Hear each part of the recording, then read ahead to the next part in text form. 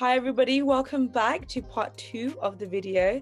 You're joining us now on Tina's YouTube channel. And this is the part of the episode where we are talking about these dilemmas that have been sent to us, by you guys, well, some of you guys, 3 of you guys. And we're going to be giving our opinion, I guess, and advice to these dilemmas, and I guess maybe intertwine some experiences if we can relate to it as well, and to kind of, I don't know, give you the juicy, I guess. So this is dilemma number 1. She or he says, thankfully my family are understanding, so I have not felt this pressure from them yet, but it's a conflict from within with myself. Not major, but I feel like I don't have a solid decision or a plan.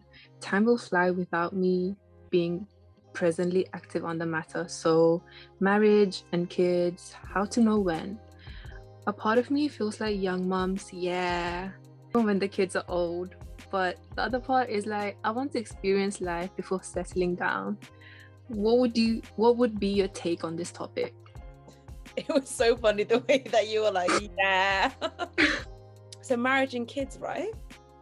Yeah, I guess about certain like milestones that you are expected to hit by a certain time. I think like now that I'm almost 25, which is mad. Who knew there would come a time when I'd be 25? I definitely can echo the expectations from my parents and also like within myself about I should be hitting certain milestones, like get a house, get a boothang, get a husband eventually, and get kids, like be settled into that dreamy nuclear family. I can't help but feel it, and I think in lockdown a lot more people, including myself, got more introspective about what they really want out of life and by when, even if it's like your business goals, about if you should be hitting that milestones, like launching and registering your company or like building a team. I think people are like kind of picking on themselves about, are they not doing enough? I definitely went through that phase. I had a major career crisis about where the hell am I going? Am I just being a sheep, or am I actually leading my life? Relate. Kind of situationship. And I can't. Yeah, this dilemma is very real. Personally, one of my recent realization is that clarity is a must. I think for like any younger person or even older person about not knowing how to like navigate whether to like settle or like be more free-spirited, I think it should be a decision that reflects your self-worth. I hope people don't settle for anything less than like what you're deserving of. Absolutely. I think that I had the same thing as you. Like, what am I doing with my life? I think that's very normal in your mid-20s. Like, I'm 25, I'm going to be 26 at the end of this month, which is crazy. Oh my gosh. Like you, I very much feel like, oh my God, I'm going to be 26. It's normal. I think in this dilemma, the person is mainly stuck about marriage and kids, right? So I think that like it's completely normal to kind of feel like your life should have a timeline. When I was younger, I remember I was like, by 25, I'm going to have a house, I'm going to have a child, I'm going to be married, I'm going to be, it's going to be amazing. But look at where I am in 25. I'm still in my parents' house. My life is not where I thought it would be, but I still love my life and I'm still enjoying it. I just don't think that you should, I hope you're not, but I don't think that you should put any sort of pressure on yourself to feel happy if you do get married, or not to associate happiness with getting married and having kids, and that once you do that then you feel accomplished or then you feel happy, because that's not how life works. It's not that easy. I think that for right now, your best, I'm guessing this person is in their 20s, right? So I think that you should really just focus on yourself. And I know this is said like done to death, like everybody keeps saying focus on yourself in your 20s, but really you should focus on yourself in your 20s, because I think like now I know I always thought that I would be the type of person that would be in a relationship throughout my 20s. Like, I don't know why I always thought I would be that person. But I am so happy that I am single. There's nothing wrong with being in a relationship in your 20s. I just feel like personally for me, I know that I know myself better than anybody else. And being single works well for me. I'm taking this time to really just just to understand what I want in life, and who I am and who I'm turning into, and all of these things where it's confusing as it is by yourself. Imagine adding marriage on top of that, and then kids on top of that, and then another person's needs on top of that, and it's a lot. It's a bit too much personally for me, and it probably will be somebody, as you know, who's in their 20s as well. So definitely say, if you're not feeling the pressure from your parents or your family about marriage, don't think about it. You're gifted. Yeah, exactly, right? Like, if you're not getting the pressure, why are you even thinking about it? Like, don't think about marriage, don't think about kids. You just enjoy being a kid. Like, technically you kind of still are, a bit of an older kid, but just enjoy life. Like, why have we got to suddenly put all of this pressure on us? There's no need, honestly. So if you're not feeling the pressure, my motto is, don't give yourself the pressure. Yeah, I feel like we tend to be so self-critical about, like, if we're not doing X, Y, Z that people are doing. We tend to live in our head too much that we fail to, like, see our blessings. I feel like the time will come, and you'll know when you meet somebody, or when you just feel a bit better with the timing of your life. You'll know when that time is there. But for right now, don't give yourself that stress. Do not give yourself that stress, and honestly, just live your best life. On to dilemma 2. I'm from a South Asian background and I love my family, but I don't think I connect with where I am from. I was born in the UK and grown up here too. I don't feel like I connect with my home country. What would you do if you were in my situation? Yes. I think that we talked about this a lot in the first part, don't you think? Where we talked a lot about, and if you haven't seen it, definitely go check it out. It's really hard. It is really hard to connect with something where you feel like there's a massive disconnect with. But I think going back to what we discussed in the first section, I think I mentioned, Tina, right, that I said, if you feel really, really disconnected, the best thing to do is to really immerse yourself with the culture or the background. So what I did when I felt a massive disconnect was I just went to Nepal in my gap year and spent a bit of time there. And I'm not saying you have to spend like 3 years there or something like that. I feel like just give yourself the time to go out there, explore, get to know where you're from, and also just to meet different people, and to kind of like eradicate that perception of where you're from in your head, or the way that you have, the way that you perceive it in your head. Go out there and live new experiences in your home country, and then I feel like that's when you really start to piece the pieces together and to understand what your home country is all about. I don't think you should force yourself to connect with the culture in any ways that you don't feel comfortable with. You might at one point like really meet a close friend and really feel like inspired, or you might listen to music or watch a documentary and then you might feel that inspiration ignite in you to connect with your culture. And if you feel disconnected at the moment, like you never know, like keep yourself open for like evolution in your identity. Like it might not be now, but it might be like maybe when you have kids and you suddenly feel like, oh god, I need to like it's really important for me to like teach them about my lineage and my heritage and my ancestors. Like, being like Nepali means so different to everybody. Like it might be just cooking momo like every once a year. Sometimes for some other people could be like running a business like that is so centered with the Nepali pun. So don't be too hard on yourself, just like in dilemma number 1.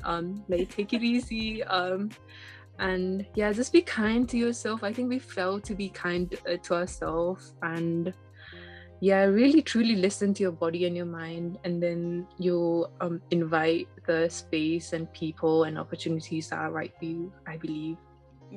I think that you said it beautifully, honestly. Should we move on to the dilemma numero 3? Mm-hmm. This is a heavy one. I know. Get ready for a movie. So I got together with this guy who was my best friend. We have an amazing relationship. We have the same values. We always have something to talk about and discuss. I love being with him and spending time with him, and I love him so much. However, my parents really dislike him. Their reasons for it, which I won't go into, are completely unreasonable, and they've never met him, nor would they like to. My parents are so important to me. They've really invested everything they have in me and spent so much effort and time on me. I really cannot emphasize how above and beyond they go for me, her parents, which is why it is so hard for me that they're unhappy with my relationship. Though, until recently, I always thought my relationship with my boyfriend is so perfect that it was worth the trouble and worry I go through with my parents. However, recently I found out that he cheated on me a while ago while we were on a long distance relationship. It wasn't the worst kind of cheating, but it still really broke me. I used to think that since my parents have so much issue with him, whenever there will be a reasonable reason to break up, I will. So now that there is a reasonable reason to break up, I don't know what to do because I'm not sure if I want to break up. On the one hand, I feel like my boyfriend and I could have a great relationship despite what he did. Also, because while it happened, he was in a really bad place mentally as we were separated, and he was completely alone for a while. We have such a strong and special connection. We're truly best friends. On the other hand, I hate having to ruin my relationship with my parents now for someone who has treated me in that way and made me so upset. It just doesn't seem worth it sometimes. Moreover, I've been getting quite upset often about it whenever I remember it. Do you have any advice? What would you do if you were in my place? Break up or stay? I definitely have my opinions, but I'll let you go first. Oh, you go, girl, you go. Because I need a minute after reading it. Yeah, it was a lot, wasn't it? Okay, so, oh my God, I just feel like I have 2 points to make that I was thinking of when you were reading it out. I feel like, first of all, I don't think there is any excuse for cheating that will ever make it okay. It doesn't matter if they were in a bad place mentally. It doesn't matter if you were separated. It doesn't matter if they were going through some really tough shit. To me, cheating is cheating. And I know that this is, everybody has their opinions about cheating. But I feel like if they knew the amount of trouble you're going through, going against your own parents technically to be with this person, why would they ever do something like that to you? That is my first question. Second question is, why? I know that you said that your parents' reasons are completely unreasonable as to why they dislike him, but they must dislike him for a reason. I don't know, unless they just didn't want you to be with somebody, which I think is, a bit weird. Those two things kind of don't sit well with me.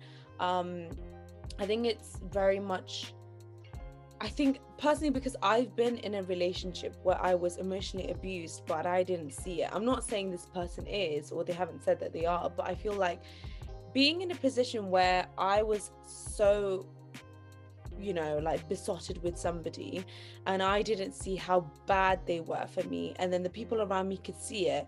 And everybody in my family, my friends all disliked this person. And I just didn't really understand why. I just thought, okay, maybe it's a personality thing, but I couldn't see, well, I see it now, but then I couldn't see when I was with this person how toxic they were to me. And I'm just saying, just be careful. I think that, if your loved ones or your close ones don't like this person, there's a reason for it. They're not just gonna want you to stay single forever and not dislike them, right? What do you think, Tina?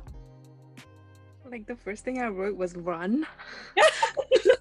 Yeah, I think she's totally like dismissing a lot of red flags, and I agree with you that post breakup, although like you will get like that whole breakup blues and grief stage, I think you will realize it after you break up about the toxic traits that you were like completely blinded with while you're in the relationship, or you try to amend it as much as you could. And oh girl, I feel for you for like feeling conflicted, because I hate like calling the shots to break up, and it's really hard, but this guy sounds like a douche and I think you deserve better, so I think it's time you level up your self-worth. I'm sending you all the good vibes that you deserve. Please work on yourself to really strengthen your relationship with yourself and really demand like the better relationships for the future, because I know it sucks when you feel like you're losing your best friend if you're so codependent on each other, but I've come to terms that you're gonna be slightly codependent with your partner at one point anyway, so I don't think you should be too hard on like being codependent with your future partners. But this guy, I think you're dismissing a lot of red flags, and I think you should peace out and just bring more peace in your life. We're telling you right now with love that this person is disrespecting you and it's time to move on. But I hope you knock this guy out and Yes. move on and go back to the streets. The streets are calling your name. Join us. Sending you love. Yes. That's it. So we only had 3 dilemmas. Honestly, thank you for joining me. And I just would quickly want to add on to what Tina was saying. I am doing 4 episodes of Pull Me Another all together. First episode or first topic we obviously have just done, talking about our heritage and our roots, and about being Nepali in general. So I have another 3 episodes coming up, and I shall be dropping the information on those episodes on my Instagram. And so thank you so much for watching if you've made it this far. I'm excited to see what you cook up with other guests. Yes, I'm very excited to kind of share what I have ready for you guys as well. So have a lovely rest of your weekend. It's the weekend now, so I guess I will see you soon, Tina. Bye everybody. Bye.